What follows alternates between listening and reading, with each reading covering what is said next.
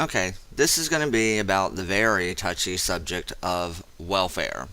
Um, I don't understand the entire welfare system, but I do understand that it comes out of my taxes, and therefore I'm going to chime in. Um, and my underlying thought here is that welfare was never meant to be a way of life.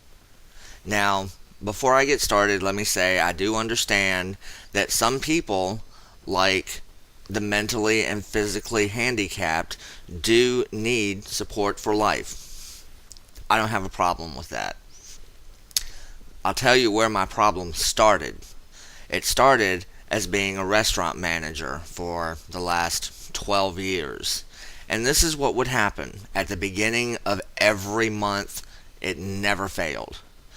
People would come into my store and they'd have this little piece of paper that they wanted me to sign to say that they had come and talked to me about a job.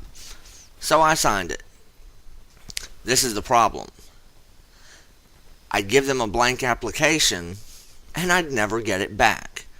These people were not really interested in getting a job and supporting themselves. So then I stopped signing their little piece of paper without a filled out application. And this is the next step that started to happen. One, you'd call people for an interview and they'd never show up. Two, they'd come in for the interview and you'd start explaining things like the dress code was the big hang up. They didn't want to cut their hair. They didn't want to wear hairnets. They didn't want to take off their jewelry. They would not subscribe to the company dress code. The other thing I heard was, well, I can't work more than 10 hours a week, otherwise it'll cut into my benefits. Well, hello. You're supposed to work for yourself, not suck up my taxes.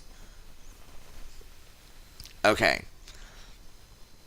That's where my problem with welfare started, is seeing month after month of people who really weren't interested in helping themselves get back on their feet. They wanted a free ride and they didn't really care what you thought about it.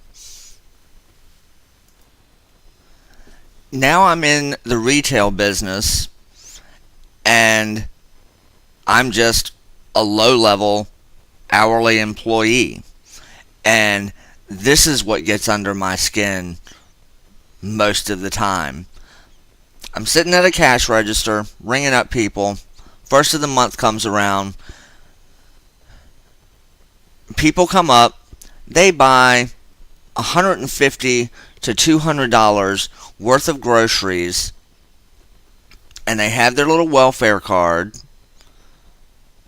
So they're using my taxes to buy their food. And then, because they've saved $200 in food because they didn't have to work and pay for it, the next thing they bring up are DVDs, are game systems, games, DVDs, $100 shoes. People, if you can't afford to feed yourself, then guess what?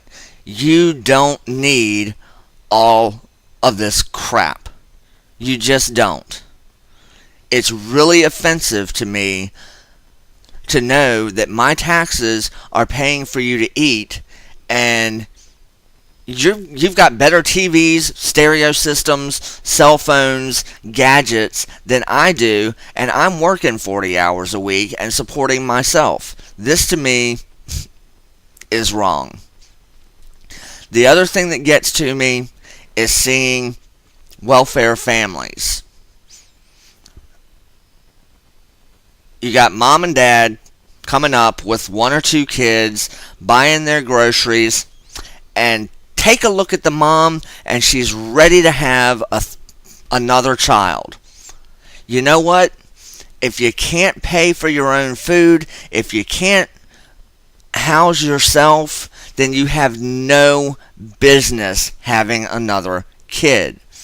If you can't figure out that a 75-cent condom costs a whole lot less than raising a child for 18 years, you got problems.